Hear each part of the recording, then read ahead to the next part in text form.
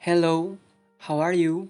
Now, I'm gonna explain my presentation about Chapter 4 Intercultural Communication.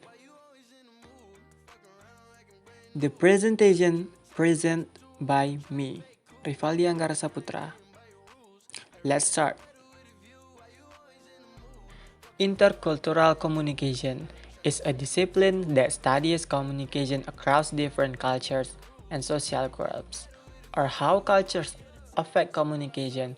It describes the wide range of communication process and problems that naturally appear within an organization or social context made up of individuals from different religious, social, ethnic, and educational backgrounds. In this sense, it seeks to understand how people from different countries and cultures act, communicate, and perceive the world around them. Communication has always been an important need of all societies. Since the time of our cave dweller ancestor, people have been communicating in different ways. Neanderthals drew pictures on cave walls. American Indians communicate using drum beat and smoke. In wars, soldiers used dove to communicate top secret. Letters and the telephone were the next step in communication. Finally, in the present century, most of communication process is done through the internet. Communication can be defined as the exchange of meaning. This involves the sending and receiving of information between a sender and a receiver. This happens not only through the use of words, but also through nonverbal factors, such as gesture and facial expression. The message received can be very different from the message was sent. The common model for communication is shown in figure below. You can see figure 4.1 communication model. Number 1. Source. The source is the person with an idea he or she desire to communicate. 2. Encoding. Unfortunately, or perhaps fortunately, humans are not able to share truth directly. Your communication is in the form of a symbol representing the idea you desire to communicate. Encoding is the process of putting an idea into a symbol, the symbol into which you encode your thought vary. You can encode your thought into words, and you can also encode thought into non-spoken symbols. 3. Message. The term message identifies the encoded thought. Encoding is the process, the verb, the message is the resulting object. 4. Channel. The term channel is used technically to refer to the means by which the encoded message is transmitted. Today, it is called media. 5. Noise. 6. Receiver. 7. Decoding. 8. Receiver response. 9. Feedback. 10. Context. Intercultural communication sometimes used synonymously with cross-cultural communication is a form of communication that aims to share information across different cultures and social groups. Many people argue that culture determines how individuals encode message, what medium they choose for transmitting them, and the way messages are interpreted. We may reduce our uncertainty and increase the accuracy of our prediction by gaining more information about the stranger. The problems in intercultural communication usually come from problems in message transmission. Okay, next, A. Barriers to intercultural communication. Number 1. Attitude. Sample case. A. Globalization means that there is no one business culture everywhere in the world. B. If they want to do business with me, then they'll have to adapt to my culture. C. When Indonesia do as the Indonesian do. D. It's impossible to generalize culture. There are many differences. E. Today I work with Indonesian. Tomorrow I'll meeting my American partners. I can't possibly learn all I need to know about all the cultures I have to deal with. F. What I need when I go abroad is a list of do's and don'ts. G. Intercultural training just confirm stereotypes. Number 2. Perception. The fact that people perceive the same thing in different ways is particularly important in intercultural communication. The way we perceive is culturally determined, and the general lack of awareness of this is another barrier to intercultural communication. Number 3. Stereotype. A stereotype is a fixed idea or image that many people have a particular type of person, thing, or even, but sometimes it is not true in reality. Generalization and categories are necessary, but when they are too rigid, they can be a barrier to the effective interpretation of a situation. In intercultural communication, it is vital to distinguish between what is part of a person's cultural background and what is part of their personality. Number 4. Interpretation. 1. Perception checking. The aim of perception checking is to ensure that our interpretation of the other person's behavior is what he or she meant it to be. First, we have to describe what we took the other person meant before asking if this interpretation is correct. 2. Listening effectively.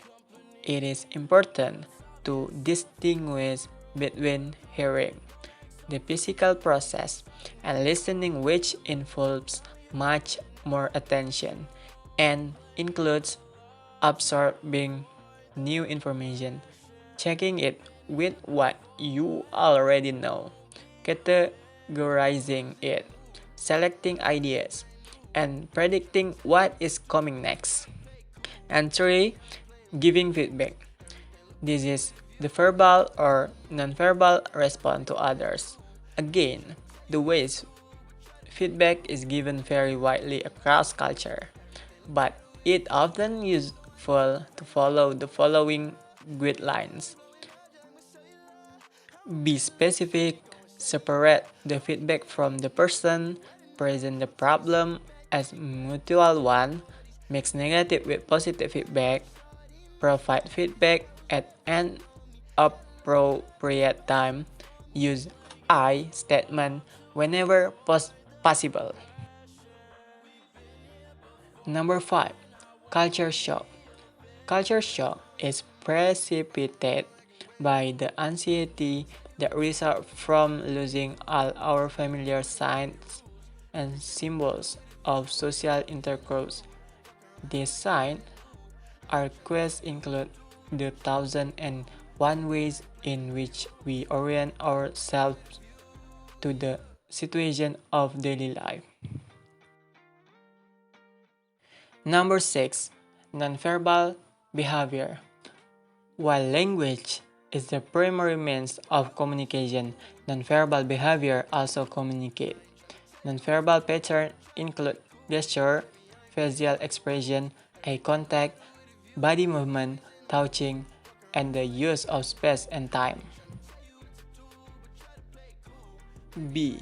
Cultural learning. At the lowest level is the belief that all people are alike.